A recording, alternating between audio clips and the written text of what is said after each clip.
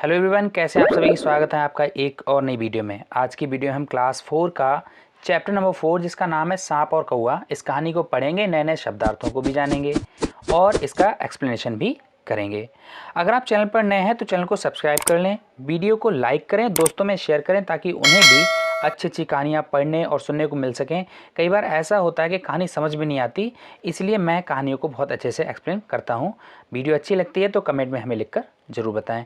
आपको दूसरी कहानियों के डिस्क्रिप्शन में लिंक मिल जाएंगे, प्लेलिस्ट मिल जाएगी पूरी, वहाँ से आप देख सकते हो, आई बटन में और एंड स्क्रीन में भी मिल जाएगी। तो समय को ना गवाते हुए कहानी को शुरू करते हैं। एक बरगद के पेड़ पर एक कौवा और कौवी घोंसला बनाकर रहने लगे। एक दिन एक बड़ा काला सांप उसी पेड़ के नीचे आकर बिल में रहने लगा। काले सांप का इतने पास रहना कौवा और कौवी को जरा भी अच्छा नहीं लगा, पर वे क्या कर सकते थे। देखो, काला सांप, हालांकि सांप जो है कौवे के अंडे को खा जाता है, इसलिए उन्हें अच्छा नहीं लगा, लेकिन वो कुछ कर नहीं सकते थे। कौवी ने अंडे दिए, अंडों में से बच्चे निकले। कौवा और कौवी बड़े प्यार से अपने बच्चों को पालने लगे। एक दिन कौवा और कौवी बच्चों के लिए दाना लेने चले गए, अर्थात बच्चे घोंसले में अकेले रह गए। इतना देखकर काला सांप पेड़ पर चढ़ गया।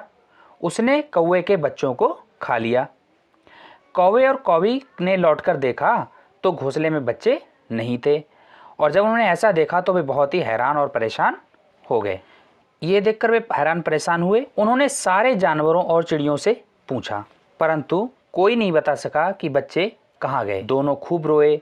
फिर दोनों ने यह तय किया कि अगली बार बच्चों को कभी भी अकेला नहीं छोड़ेंगे। इस तरह कई महीने बीत गए। कौवी ने पुनः अंडे दिए, अर्थात दोबारा अंडे दिए। अंडों से बच्चे निकले। इस बार कौवा और कौवी बच्चों की खूब रखवाली कर रहे थे। एक दिन एक दाना लेने जाता तो दूसरा बच्चों के पास रहता। एक दिन कौवी ने देखा कि वह काला सांप धीरे धीरे रेंगता हुआ पेड़ पर चढ़ रहा है। वह सांप को भगाने के लिए जोर जोर से काँव काँव करने लगी। उसने देखा कि सांप जो है पेड़ पर चढ़ रहा था। अब वो कुछ कर नहीं सकती थी तो जोर जोर से काँव काँव करने लगी, लेकिन सांप नहीं रुका और वह पेड़ पर चढ़ गया और कौवे के बच्चों को मारकर खा गया। और कौवी कुछ नहीं कर सकी। वह बहुत रोई। उसका रोना सुनकर बहुत सारे कौवे वहां पर आ पहुंचे।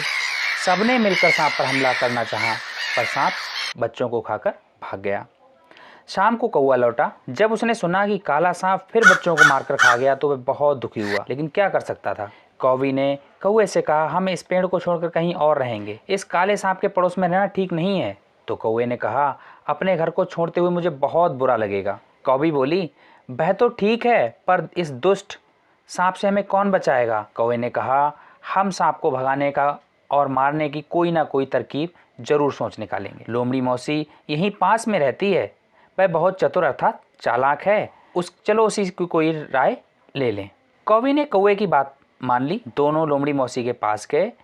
कौवे ने लोमड़ी मौसी को सारी बात बताई। कौवी लोमड़ी से बोली, हमारी मदद करो मौसी, इस सांप से हमें बचाओ, नहीं तो हमें अपना घर छोड़ना पड़ेगा। देखिए, बच्चों के दोबारा मर जाने पे दोनों परेशान बहुत हुए। दोनों ने घर छोड़ने का निश्चय किया, लेकिन तभी दिमाग में आया कि क्यों न लोमड़ी मौसी से कुछ सलाह ली जाए। उन्होंने उसे सारी बात बताई और उसके पास में पहुंच गए। लोमड़ी मौसी ने कुछ सोचकर उनसे कहा, तुम्हें अपना घर नहीं छोड़ना पड़ेगा, मैंने सांप को मारने की एक बहुत अच्छी तरकीब सोची है। लोमड़ी ने कहा कि तुम्हें अपना घर नहीं छोड़ना पड़ेगा, क्योंकि मैंने सांप को मारने की बहुत अच्छा तरकीब अर्थात उपाय सोच लिया है। कल सवेरे राजमहल से राजकुमारी अर्थात राजा की पुत्रियां नदी में नहाने आएंगी। पानी में घुसने से पहले वे अपने गहने अर्थात जेवरात और कपड़े उतारकर नदी के किनारे रख देंगी। उनकी रखवाली करने के लिए उनके साथ में सैनिक होंगे।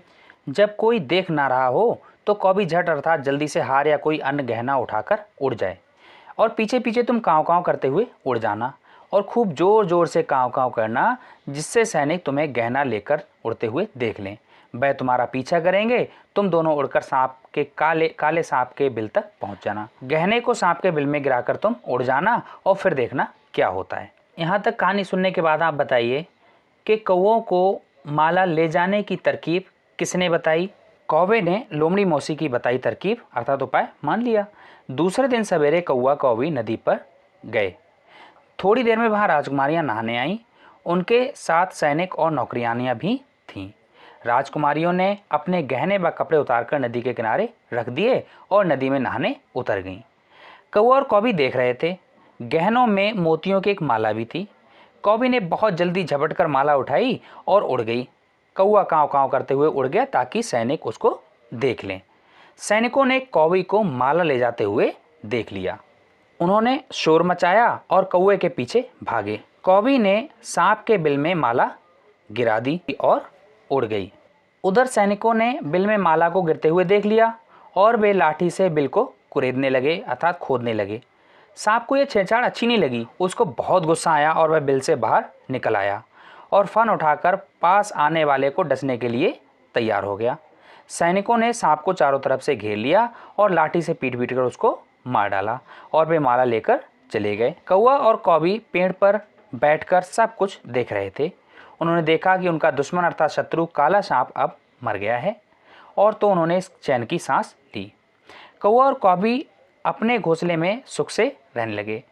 तो आप बताइए आपको ये वीडियो कैसी लगी। अगर आपको ये वीडियो पसंद आई है तो इसे लाइक कीजिए, दोस्तों में शेयर कीजिए ताकि उन्हें भी अच्छी अच्छी कहानियाँ सुनने को मिल सकें। चैनल को सब्सक्राइब करना ना भूलिए क्योंकि हम आपके लिए ऐसी ऐसी कहानियाँ लाते रहते हैं। कमेंट में लिखकर ये ज़रूर बताएं कि सांप को किसने मारा।